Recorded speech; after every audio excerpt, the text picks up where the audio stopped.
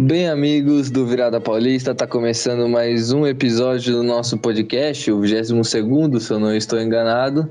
E hoje a gente vai repercutir a rodada, as oitavas de final da Copa do Brasil, em que Santos e São Paulo se classificaram, né?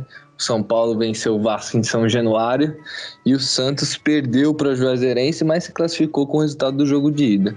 Mas, antes de começar, né, vou apresentar nossos queridos comentaristas aqui, Thiago Bayer. Salve, salve, rapaziada. Um prazer aqui novamente estar com vocês.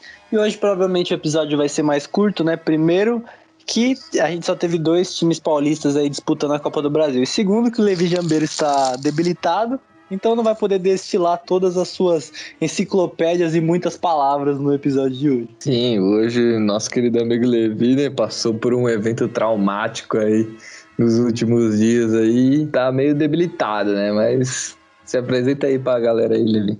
Fala, galera, como vocês estão? Espero que estejam todos bem. Vamos para mais um episódio aí, na qual os meus amigos já falaram que não estou 100%, mas temos que produzir conteúdos para vocês e vamos fazer essa força aí para sair o melhor possível, beleza? Levizão e a Batalha do Siso. Primeiro episódio já foi, aguardem o segundo episódio. Foi traumático pro nosso querido Levi. Pô, vamos lá pro nosso quadro maravilhoso que já virou sucesso aqui em todos os episódios. O Virada Indica, né? Ô Levi, o que você indica aí pra gente? Então, galera, para quem gosta aí de uma série, tem tudo para mexer com a paciência de vocês. Saiu a segunda temporada de Outer Banks no Netflix. Uma série jovem, garotos, conta a história de romance, da vida deles, da família e tudo mais. É uma trama bem legal. Então, para quem curte aquela série pegada adolescente, Outer Banks é uma indicação da vez aí. Segunda temporada já está disponível no Netflix. Isso aí, baita indicação do Levizão. Agora vamos para a indicação do Thiago, né? O nosso Ruivinho de Marte. Obrigado aí pela apresentação breve. Bom, hoje eu vou indicar um acontecimento que vai rolar nesse final de semana, né? No sábado a gente vai ter a final do futebol masculino aí nas Olimpíadas, Brasil e Espanha, o confronto que estavam todos esperando, as 2 melhores seleções aí do campeonato, e a minha esperança para esse jogo é bem alta. Eu acredito que o jogo vai ser bem divertido de assistir, vai ser jogão. Então, se eu fosse você, 8h30 eu estaria acordado nesse final de semana para assistir Brasil e Espanha valendo o ouro olímpico. Mais um pro Brasil, né? Se o Brasil conseguir o segundo, e seguido ainda por cima. A gente vai estar aqui na torcida pelo Brasilzão do nosso camisa 10, Richarlison, né? Poder emplacar a segunda conquista da medalha de ouro seguida, como o Thiago disse. Bom, e a minha indicação, ela é um pouco diferente, né? Eu vou indicar um vídeo que eu assisti recentemente. É um vídeo que ele é longo, ele é bem longo, mas é muito engraçado. Para quem já viu, passa na televisão o programa do Jacquin chamado Pesadelo na Cozinha, e também tem no YouTube. Só que um dos episódios que ficou muito famoso aí, do restaurante Mama Júlia, o Casimiro do Esporte Interativo reagiu e tá simplesmente muito engraçado, porque ele é um dos top 3 gordões do nosso Brasilzão e ele é muito, muito engraçado mesmo. Então, para quem gosta de dar risada, é longo o vídeo, mas vocês vão gostar. Assiste lá e se deleite com todos os comentários de Casemiro. Bom, agora que já passou esse momento do Virada Indica, vamos pra vinheta. Toca a vinheta aí, editor.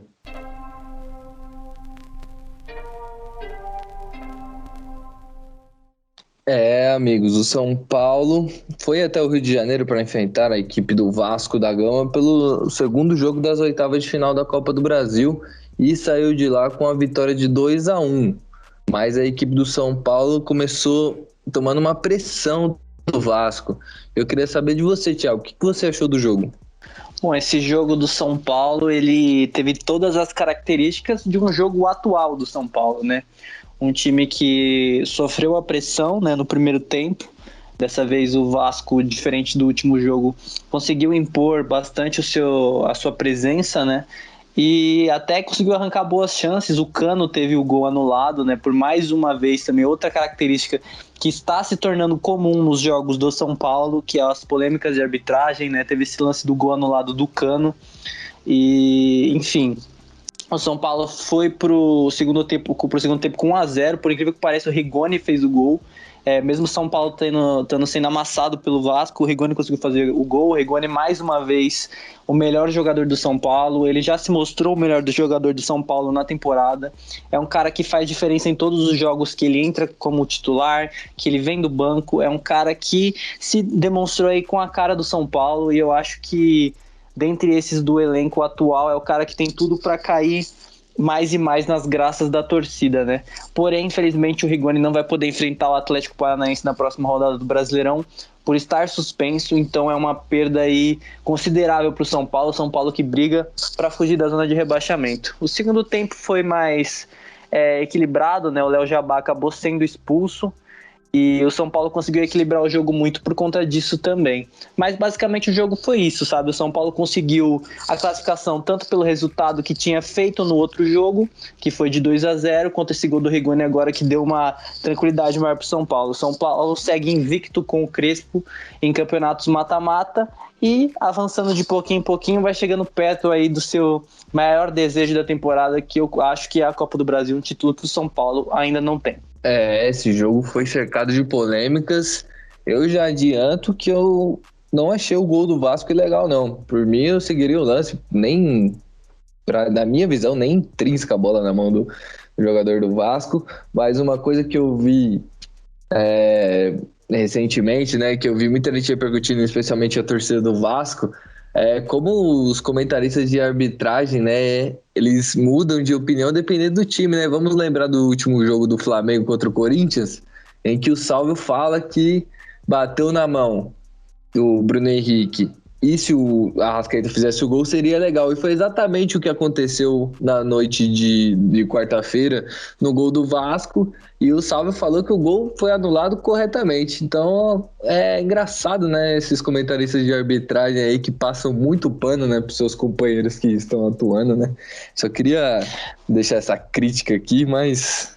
Tem alguma coisa para falar, Thiago? E isso tem se tornado tão comum quanto os próprios erros de arbitragem, né? O Daronco, que se eu não me engano foi quem apitou o jogo, é um cara que constantemente está envolvido em polêmicas de arbitragem.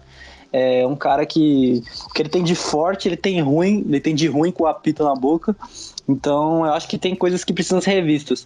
E outra coisa que eu acabei esquecendo de falar também é que era esperado que o Crespo viesse até com mais reservas para esse jogo, né? E não foi o que aconteceu. Ele até foi com alguns jogadores que pertencem ao time titular, como o próprio Rigoni, e acabou dando chance também pro Orejuela, né? Um cara que chegou no início da temporada com muita possibilidade de ser um titular, um cara bem badalado, mas foi perdendo espaço e fica cada vez mais longe aí de ter a sua posição cravada no time de São Paulo. Mais uma vez, uma partida bem apática dele. A lateral direita do São Paulo clama pela volta do nosso querido Daniel Alves, né? Porque Igor, Vinícius e Orejuela não agradam a torcida. Bom, mas falando um pouco do jogo, né? A equipe do Vasco, a gente viu que conseguiu pressionar bastante a equipe do São Paulo, e na minha visão isso assusta um pouco, já que o São Paulo tem o Palmeiras na próxima semana pelas quartas de final da Libertadores. Levi, você acha o São Paulo ele tem que tomar mais cuidado, porque tomou a pressão de uma equipe como o Vasco, é uma equipe que, com todo respeito, é uma equipe bem mais fraca que a equipe do Palmeiras. Você acha que o São Paulo pode sofrer na mão do Palmeiras?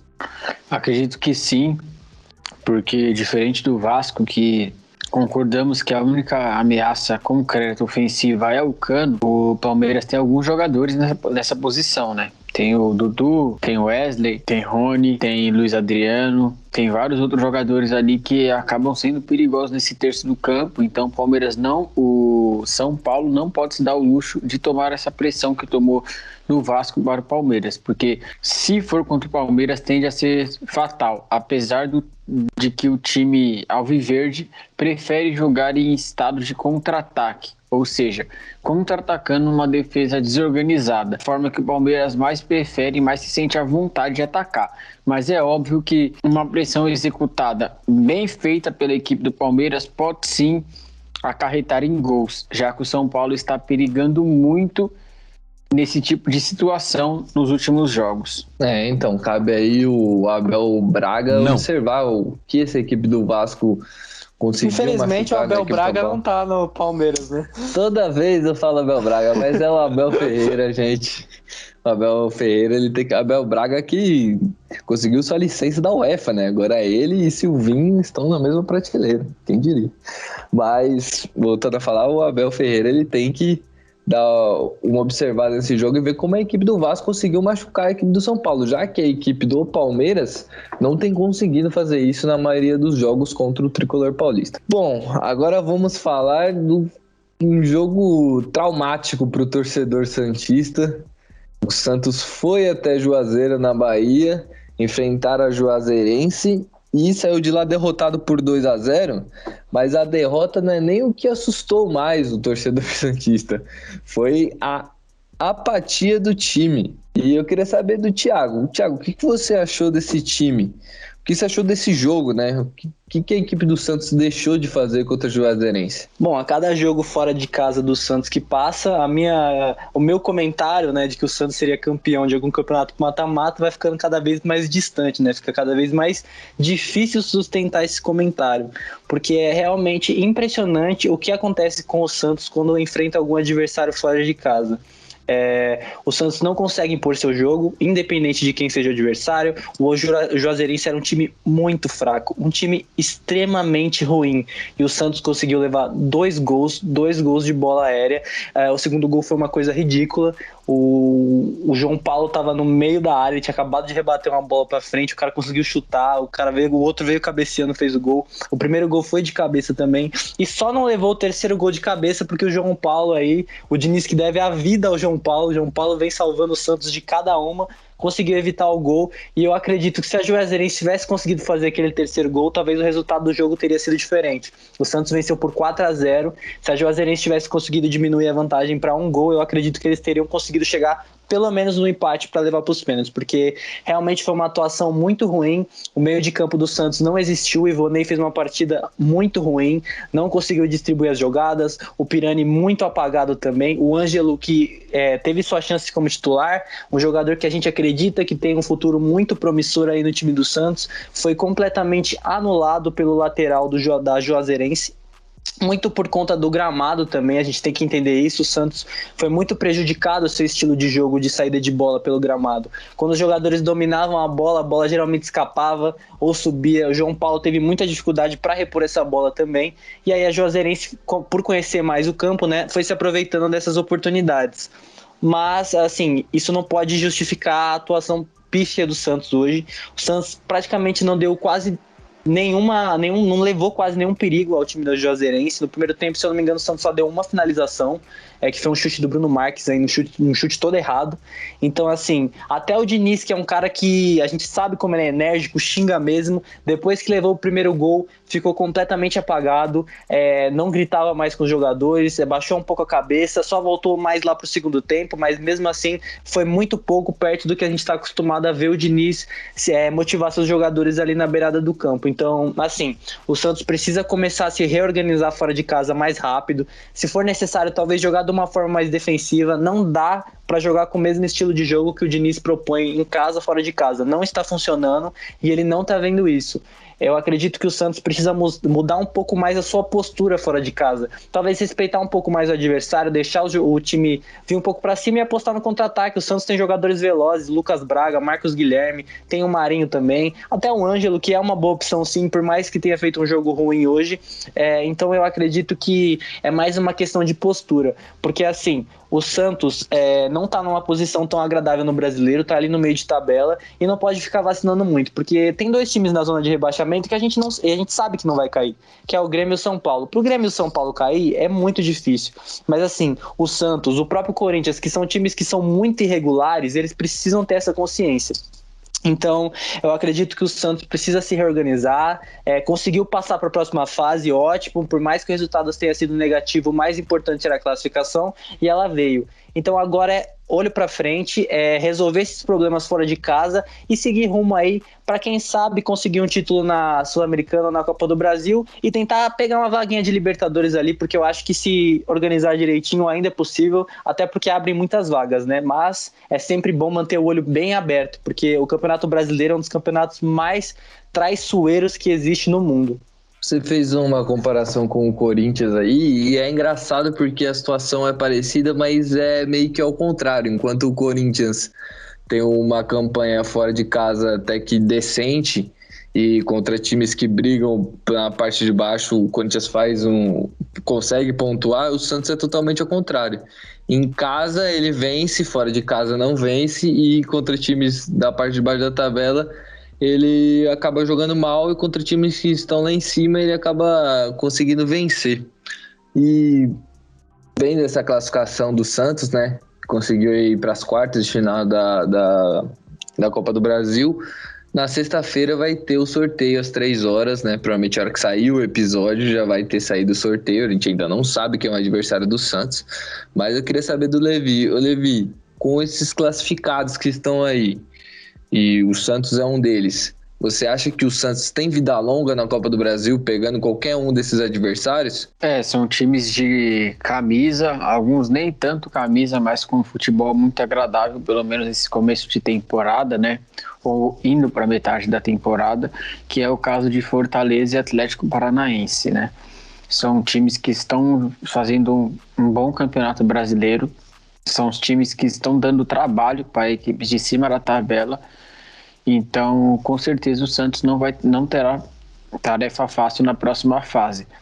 Vamos ver o que o Diniz pode fazer também, porque acredito que tem certa hora que a culpa tem que ir para o Diniz, tem certa hora que ele acaba escalando errado, troca a posição de jogadores quando não é para trocar. Então, vamos ver o que ele vai conseguir, até onde ele vai conseguir levar esse time do Santos na Copa do Brasil, porque o Santos também, ele não é que ele vai entrar como azarão e também não é que vai entrar como favorito, mas o Santos tem total possibilidade de passar contra qualquer adversário que enfrentar.